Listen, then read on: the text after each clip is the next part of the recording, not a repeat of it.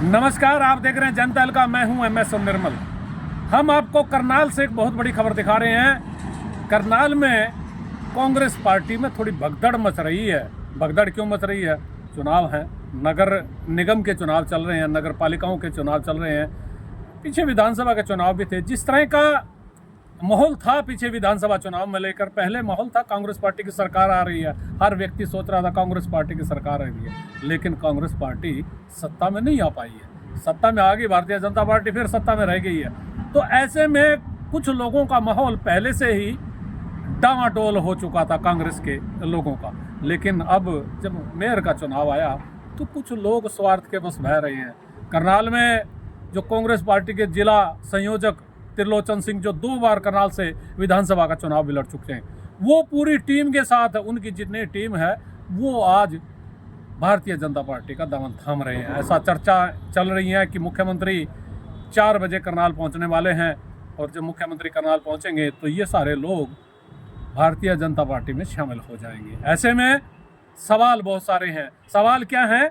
सवाल यह है कि आखिर या तो कांग्रेस पार्टी इनको संजो के नहीं रख पा रही है, या लोग अपने निजी स्वार्थ में कांग्रेस पार्टी को छोड़ रहे हैं। जो लोग कांग्रेस के धुरंधर होते हैं, सीपा सवार होते हैं, यदि वही छोड़ के जाएं तो फिर नीचे जो कार्यकर्ता है उनका क्या हाल होगा? ऐसे बहुत सारे सवाल हैं। हमारे साथ कांग्रेस पार्टी के पूर्व में प्रदेश के महासचिव रहे नाहर सिंह संधू जी, वो हमारे साथ जुड़े हुए हैं। उनसे जानेंगे कि आखिर ये जो कांग्रेस पार्टी में जिस तरह का माहौल चल रहा है, ये कांग्रेस पार्टी को छोड़ के क्यों जा रहे हैं। जनता हल्का में स्वागत है नाहर सिंह संधू जी। धन्यवाद निर्मल सिंह जी, आप आए। आपके जनता हल्का के सभी दर्शकों का मेरी तरफ से मेरी तरफ से शुभकामनाएं, और आपका भी बहुत बहुत धन्यवाद।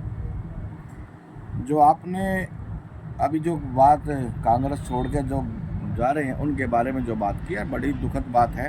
कांग्रेस पार्टी या किसी भी परिवार का कोई भी एक व्यक्ति अगर घर छोड़ के जाता है तो उससे घर का भी नुकसान होता है, वो एक बड़ी दुखद बात होती है।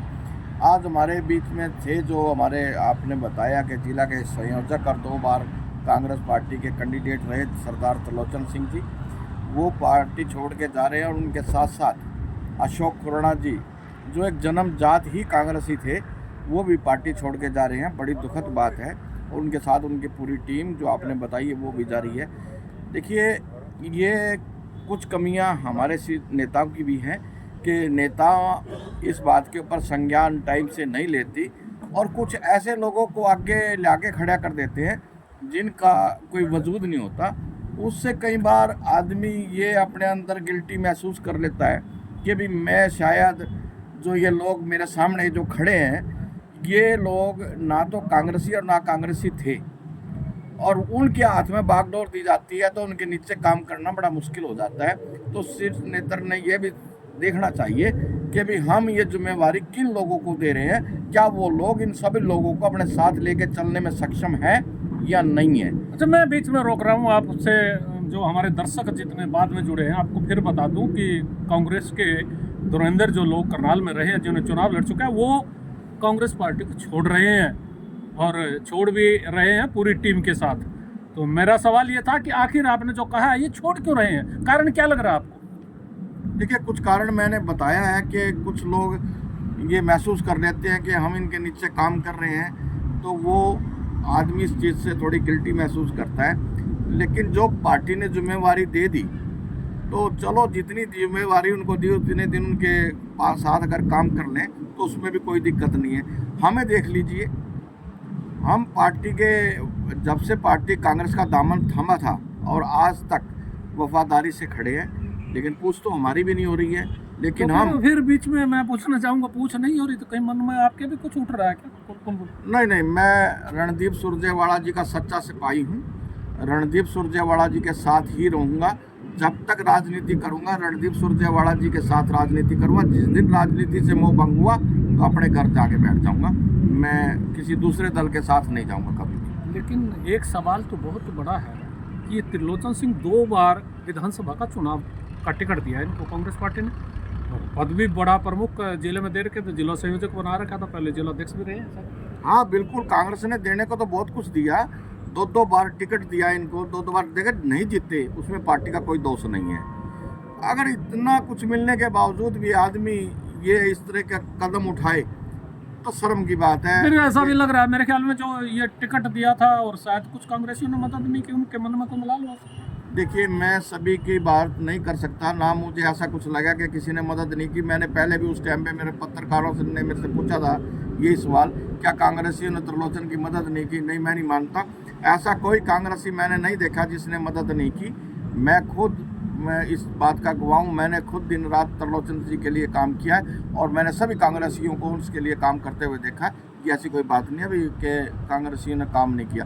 ठीक है, हार जीत होती है, दो पहलवान लड़ती है, एक तो गिरता ही है, लेकिन उसका ये मतलब नहीं है कि अखाड़ा छोड़ के दूसरी साइड चले जाओ, ये गलत बात है। अच्छा चलो, एक चीज और भी पूछना चाहूंगा भाई, यदि कांग्रेस पार्टी में इनको लग रहा मान सम्मान नहीं हो पा रहा था, भारतीय जनता पार्टी में कांग्रेस पार्टी के भी बहुत सारे लोग जा रहे हैं, उनके भारतीय जनता पार्टी के अपने भी बहुत सारे कार्यकर्ता हैं, नेता हैं, फिर वहाँ क्या सम्मान मिल जाएगा इन लोगों को? ये देखिए, ऐसे बहुत से उदाहरण हैं जो कांग्रेसी छोड़ के गए थे, वो कुछ कांग्रेसी वापस आ भी रहे हैं और कुछ आज भी हमारे जो मित्र भी हैं उनमें वो आज भी घुटन महसूस कर रहे हैं कि बीजेपी में जाना हमारी एक भूल है और वो गलती कर बैठे हैं। और मुझे लगता है कि त्रिलोचन सिंह जी और भी अब तो जा रहे हैं, लेकिन कुछ समय के बाद ये अपनी गलती मानेंगे और गलती मान के अपनी गलती पे पछतावा करेंगे और उसके बाद मैं समझता हूँ कि ये भी आने का वापस काम जरूर करेंगे। रही बात खुराना जी की, जो खुराना जी जा रहे हैं उसका मुझे ज़्यादा दुख है कि खुराना जी जन्मजात कांग्रेसी हैं। 34 साल से वो कांग्रेस में थे, 34 साल से वो कांग्रेस का झंडा बुलंद कर रहे थे, उनको तो आज तक मिला भी कुछ नहीं बेचारे को। मेरे ख्याल में टिकट भी चाह रहे थे। हाँ, वो ब्लॉक के अध्यक्ष भी रहे थे और टिकट भी चाह रहे थे, वो एमएलए की बाद में उसने कंप्रोमाइज़ कर लिया था। चलो, मैं एमएलए की टिकट के लिए नहीं दावेदारी उसने छोड़ दी थी अपनी, लेकिन उसने मेयर के लिए पिछले काफ़ी समय से तैयारियां की हुई थी। मेरा ये आपका क्या लग रहा है, ये जो मेयर के इलेक्शन हुए हैं इसमें जो टिकट वितरण हुआ शायद इसकी वजह से थोड़ा? बिल्कुल बिल्कुल बिल्कुल।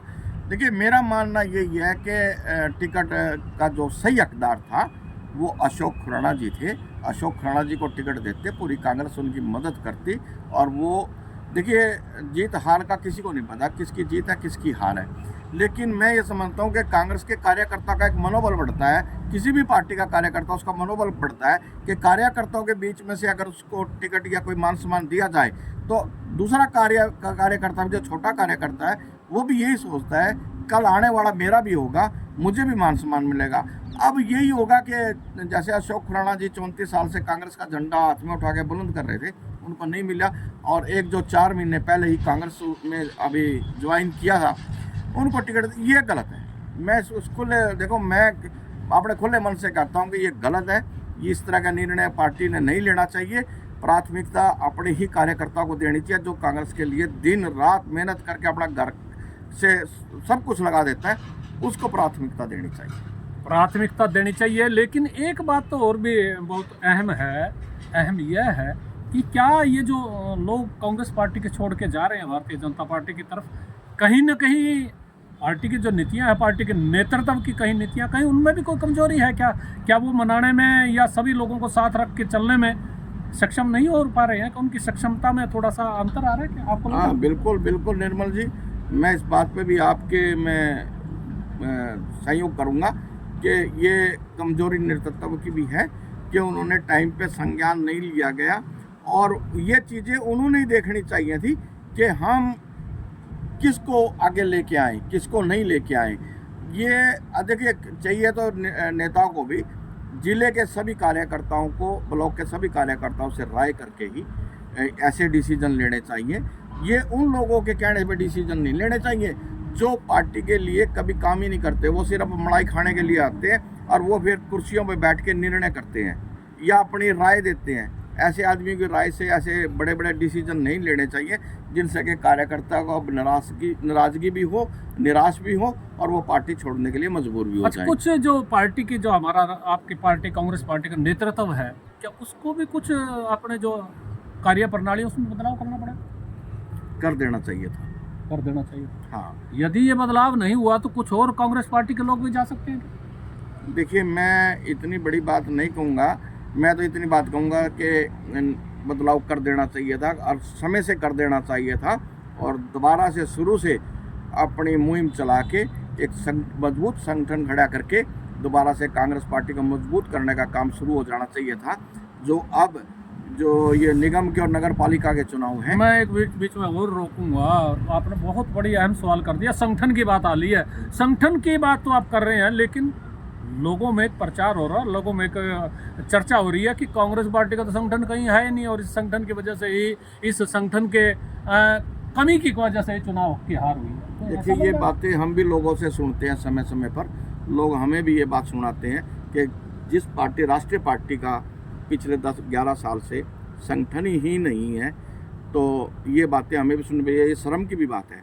संगठन, पार्टी का ना होना पार्टी के पराजय का भी कारण है, पार्टी को नुकसान होता है। संगठन ही, कार्यकर्ता ही पार्टी की रीढ़ की हड्डी होती है, उसी से पार्टियां चलती हैं। लेकिन ये कमजोरी एक बहुत समय से कांग्रेस पार्टी के अंदर है, और मैं तो यही कहूँगा कि जितनी जल्दी संगठन को बना के मजबूती से चलाएं तो पार्टी, ये बात नहीं है कि पार्टी कमज़ोर है, पार्टी किसी बात में कमज़ोर नहीं है। पार्टी ने वोट बैंक जो है वो बिल्कुल बराबर है बीजेपी और कांग्रेस का, तो अभी भी पार्टी मजबूत है और मजबूती से चुनाव अगला लड़ने के लिए सक्षम है। जितनी देर करेंगे उतना नुकसान होगा। जितनी देर करेंगे, कहते हैं देर हो गई तो नुकसान हो जाएगा, लेकिन ये नुकसान तो हो चुका है। ये जो नुकसान हो चुका, कुछ कार्यकर्ताओं में निराशा, हताशा का माहौल बना हुआ है, कुछ उनको संदेश देना चाहिए। मैं तो यही कहूँगा सभी अपने साथियों से, कांग्रेस के सभी कार्यकर्ताओं से, निराश मत हों। ये धूप छाँव है, आज उधर है कल उधर है, और आज सूरज पूरब में है तो शाम को सूरज पश्चिम में भी होगा। आप अपना मनोबल बनाए रखें और कांग्रेस पार्टी का झंडा लेके मजबूती से खड़े हो जाएं, तो आपका भी ये समय आने वाला है। देखिए, समय आने वाला है।